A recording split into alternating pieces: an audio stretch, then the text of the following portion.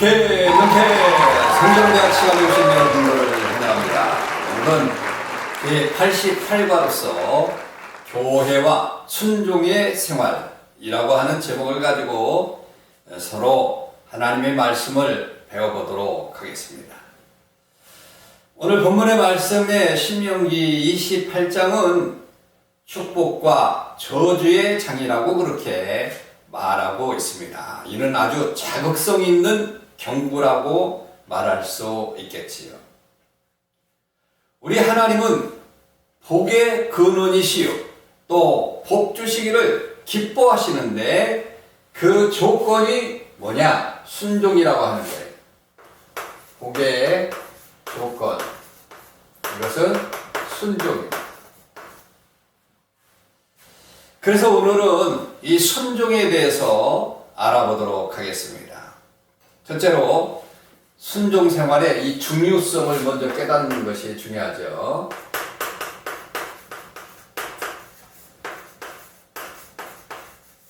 중요성. 왜 순종이 필요한 것인가? 명언에 보게 되면 복종은 때로 최상의 성공의 길이다 라고 하는 그런 말이 있습니다. 반면에 순종은 모든 문의 열쇠다 라고 하는 그런 이야기를 하고 있습니다. 복종이 세상의 성공의 길이라고 한다면 순종은 모든 광의적이죠. 모든 문의 열쇠다라고 하는 그런 말을 하고 있는 거죠. 그래서 순종의 의미는 순순히 복종하다, 경청하다, 복종하다, 경청하다, 그런 뜻을 가지고 있지요. 그래서 순종의 중요성이 과연 어떤 것일까라고 하는 거죠. 첫째로 우리 하나님께서 기뻐하시기 때문에 그렇습니다. 기뻐하시기 때문에. 순종이 왜 중요하냐? 하나님이 기뻐하시기 때문에 그렇다는 거죠. 신명기 28장 1절로 14절을 보게 되면 순종하면 모든 복을 풍성하게 주시겠다라고 하는 그런 약속을 했습니다. 그리고 복을 주시는 것을, 하나님이 우리들에게 복을 주시는 것을 매우 기뻐한다. 그래서 순종이 필요한 거죠. 두 번째는 순종이 제사보다 낫기 때문에 그렇다. 순종은 제사보다 낫다. 제사가 얼마나 중요합니까? 구약 시대에 하나님 앞에 제사, 다시 말하면 지금으로 표현하면 예배가 얼마나 중요하냐라고 하는 거죠. 그런데 아무리 예배를 드린다 할지라도 하나님의 말씀에 순종하지 않는 그런 의미에서의 그 예배는 아무것도 아니라고 하는 거죠. 그래서 우리는 예배도 중요하고 순종도 중요하다고 하는 사실을 기억을 하시기를 바랍니다. 그리고 세 번째는 복받은 모든 성도는 순종을 통해서 받기 때문에 그렇다. 복의 통로, 한마디로 복의 통로는 순종을 통해서다. 순종. 그러니까 얼마나 중요합니까? 만사의 원리가 있듯이 복을 받는 원리는 다른 것이 아니에요. 하나님의 말씀에 대한 순종의 원리에서 복을 받을 수 있다고 하는 그런 의미의 뜻을 이야기하는 것이죠. 그럼 두 번째로 순종을 어떻게 해야 되느냐? 순종은 어떻게 해야 하는가? 순종은 먼저는 절대적 권위에 순종을 해야 됩니다. 하나님의 절대적 권위.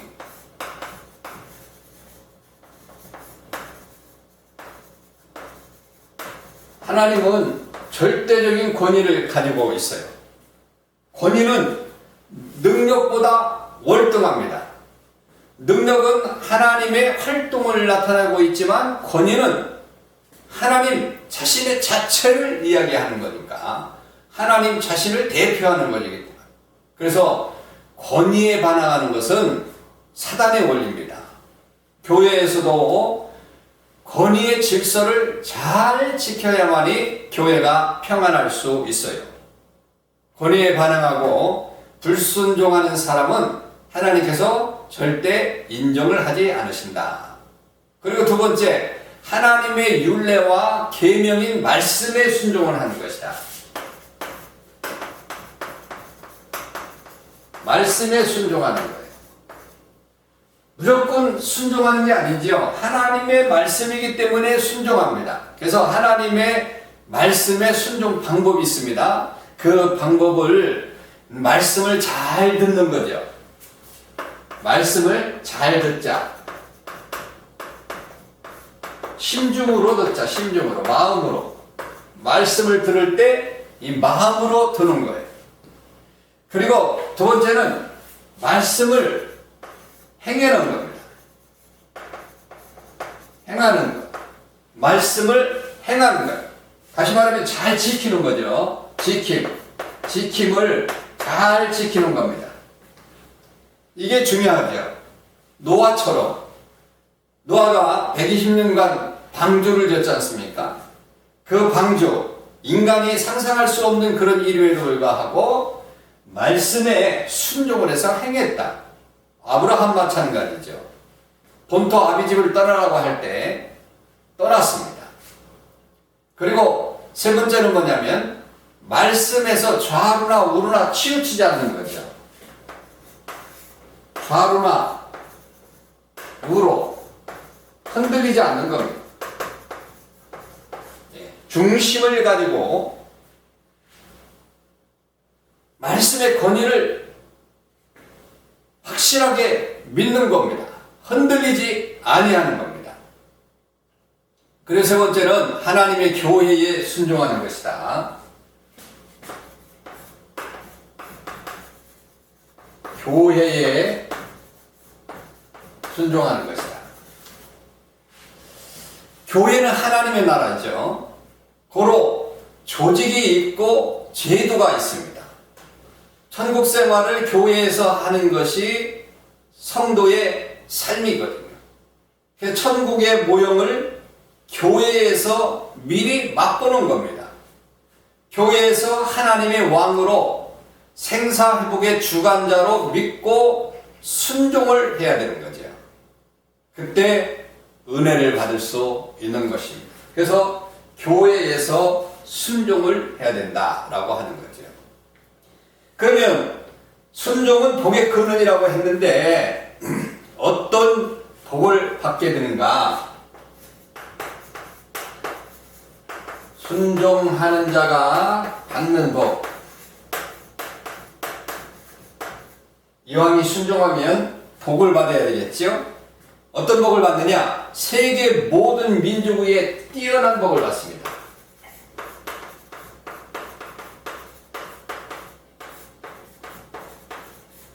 뛰어난 복. 세계 모든 민족 위에 뛰어난 복. 순종하는 민족은 역사의 우등국가가 되는 겁니다. 불순종하는 민족은 역사의 열등 국가가 되는 겁니다. 현대 세계의 나라들이 확실하게 증명을 하고 있어요. 영국이라든지 미국이라든지 대한민국이라든지 얼마나 많이 복을 받습니까? 예수 믿는 그 민족은 복을 받게 되는 겁니다. 그리고 순종하는 자는 복이 따르는 자가 됩니다. 순종하는 자에게 복이 늘 따라요.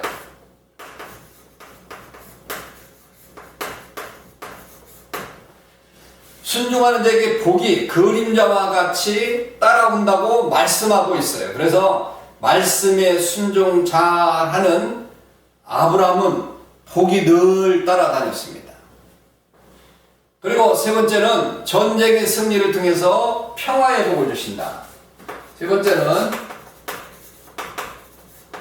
평화의 복을 받는다. 원수가 한 길로 왔다가 7길로 도망가게 되고 5이 100을 쫓고 또 100이만을 쫓아 대적을 완전히 소탕해서 평화의 복을 주실 뿐만 아니라 세계 민족이 보고 두려워한다 라고 하는 그런 하나님의 말씀을 우리가 볼 수 있는 것입니다. 그렇기 때문에 평화의 복을 받는 거예요. 대적하지 못하니까. 네 번째는 양식의 풍성함을 받게 됩니다. 먹고 사는 문제죠. 양식의 풍성함을 받는다. 땅에 아름다운 소산들이 이제 풍성하게 열매를 맺히게 되고 비와 이슬과 복된 장막비를 주셔서 곡식과 과실과 수목들이 우거지게 만들고 배불리 먹고 남아 구워줄지라도 구임 받지 않는 그런 역사를 체험하게 된다. 하나님이 양식의 풍성함을 주신다라고 하는 거죠. 그리고 5번째는 순종은 기적의 복을 가져온다. 기적의 복. 하나님의 놀라우신 역사를 체험하게 되는 거죠. 이스라엘이 요단강을 건넜던 그런 기적, 여리기 송이 함락되었던 그런 기적, 기도온이 300명의 용사로 미디안을 격파했던 그런 기적, 가나안 혼인잔치에서 물이 포도주로 변하는 그런 기적, 우리 지금의 일상생활에서 질병에서 고침을 받는 그런 기적, 이런 기적들을 체험하게 되는 거죠. 오늘 이렇게 복에 대해서 우리가 말씀을 나눴는데 정말 하나님이 함께 하셔서 이 순종하는 자에게 복을 준다고 하는 사실을 늘 기억하고 사시기를 바랍니다. 우리는 하나님의 말씀에 잘 순종을 해서 순종하는 사람으로 살아가야 됩니다. 지금의 시대는 불순종의 시대라고 그렇게 이야기를 하지 않습니까? 순종하는 사람은 빛이 나게 되어 있어요. 그래서 빛을 발하시는 저와 여러분들 되시기를 주님의 이름으로 축원합니다. 샬롬. 다음에 뵙도록 하겠습니다.